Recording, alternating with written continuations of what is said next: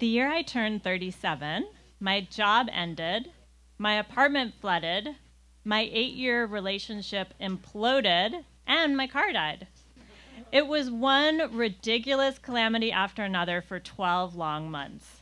I felt cursed. By the time my 38th birthday arrived, I was determined to shake whatever plagued that year. My plan was to orchestrate a rendezvous in Portland with a former professor I'd been attracted to for years. I would become a woman who creates her own destiny and has intellectual men as lovers. Smart men are my weakness, so when I enrolled in a university class a few years earlier, I formed a crush on the cute professor. On the first day of school, I passed him in the stairwell. He wore gold-rimmed aviators, a polo, dark wash jeans, and a pair of Converse. He looked only slightly older than me, and I could see the outline of his arm muscles as he carried his road bike up the stairs. The professor and I were friendly and had a few things in common. Eventually, I graduated and moved to San Diego. Every few months, I had a sex dream with him in it, and it would remind me, oh yeah, I should keep in touch. We would email about my work and his research, nothing ever personal.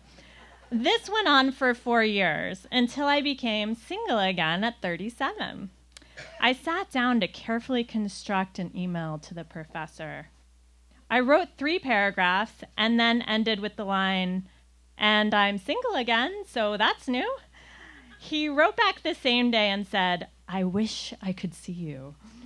I had no idea he liked me that way.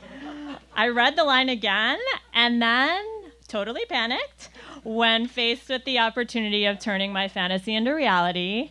So I waited 3 months to write him back. When I finally emailed him back, we exchanged details about our personal lives. He asked when I was coming to Portland, and he gave me his number.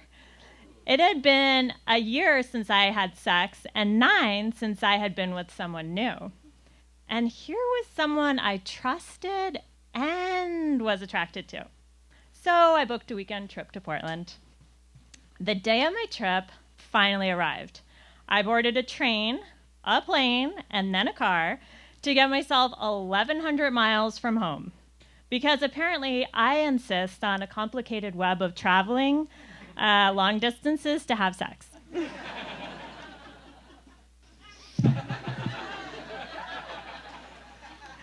The professor took me out for drinks at a gorgeous hotel bar overlooking the Columbia River. He arrived in his business clothes straight from school, and we stayed there for 3 hours. He had 2 martinis, and I had 2 glasses of white wine. Everything was going just like I had always imagined. The sun set over the water, he was charming, and as we walked out of the bar, he lightly touched my lower back. If the scene was rated by a Cosmo magazine checklist titled 10 Signs He Likes You, I think I would have scored at least a 9. The checklist would start with 1. He wants to show you things he really likes. Check. He showed me pictures from his recent trip to the Maldives. 2. He doesn't look at his phone when you're hanging out. Check. He didn't take his eyes off me once. The next night we planned to meet up at a mutual friend's party. I shower, shave everything.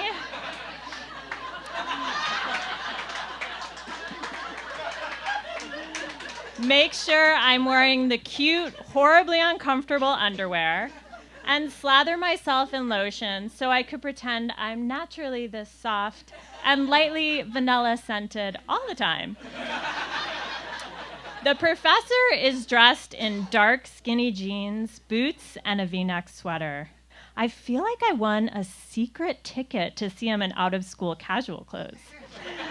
We chat with another couple, and it feels surreal. Me and the professor out with friends, drinking wine and laughing. After the party, the two of us move to a cozy bar and slide into a booth in the back. We talk and drink, but something shifts.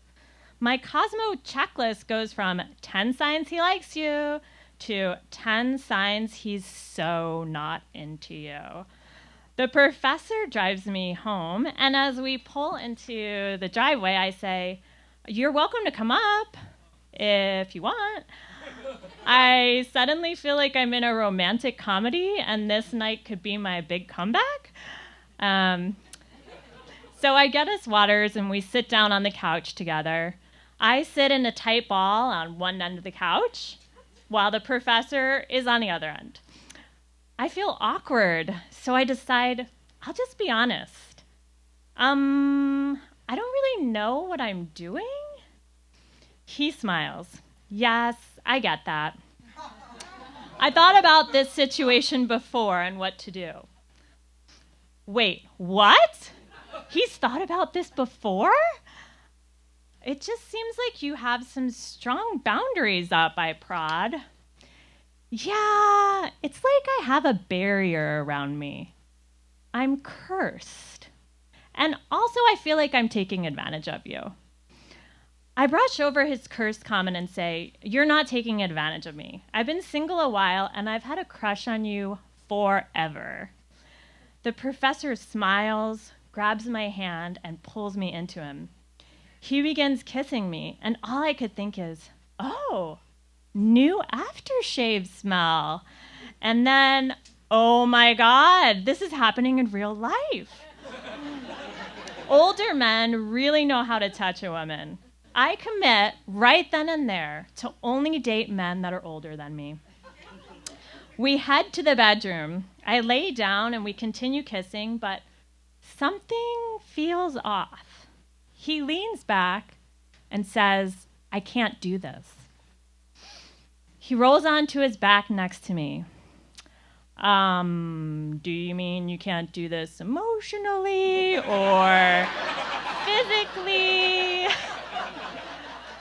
I was expecting him to say he wanted to have a more special first night together, but instead he said, "My ex-wife is a witch, and she put a curse on me. I couldn't get an erection after our divorce."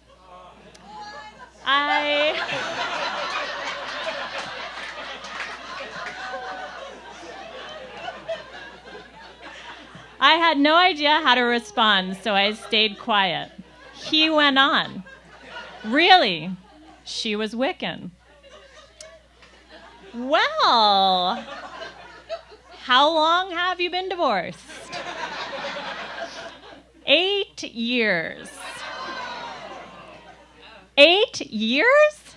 This man had not been able to get an erection for 8 years, and the only cause he could think of was a curse from his witch ex-wife.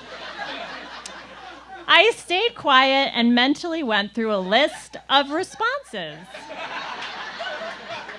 Does the curse have a statute of limitations? Does Viagra override the powers of the curse? Can I see it? I mean, I don't mean to brag, but I've never met a penis that didn't like me. Then suddenly he was dressed and had leapt off the bed. As I fumbled with my clothes, he told me over and over, "This has nothing to do with you." I walked with him outside. He hugged me tightly, put his hands on either side of my face, and gave me a long kiss. The tenderness of that kiss shot straight past my brain and tugged at my heart. I rushed back upstairs with a tight knot of emotions in my chest. A few minutes later, I got a text from the professor. "Home. Great to hang out. Sorry I bailed." Sorry I bailed? What does that even mean? The next day, I thought about him all day and hoped he would contact me. I showered, shaved, and kept my makeup on past 8 p.m. just in case. And I wondered, what happened to the late 90s romantic comedy from the night before? He should be knocking on my door any moment now. But as the night wore on, I realized 2 things. 1, The professor wasn't going to show up or text me. And 2, both of our lives were never really cursed. I had someone I shared a life with leave, and it hurt and sucked. The other stuff, a flooded apartment, a job that ended, and a broken car would have happened anyway. But something else occurred that year, too. Change. I moved into a new apartment, got a better job, and bought a car. It was still messy and complicated, but there wasn't anyone to blame. Bad, unfair things happen to everyone. And the key was to take responsibility, move on, and try your hardest to stay soft and open. I took off all my makeup, put on pajamas, and curled up on the couch. 38 was going to be different because I was different. And if I was a dude and some pivotal part of my sexuality stopped working, I would be the first one in line at the doctor's office, especially if I knew a smart, cute, brave woman was coming to visit me on her 38th birthday. Thank you. That is Ginger Nocera, everybody.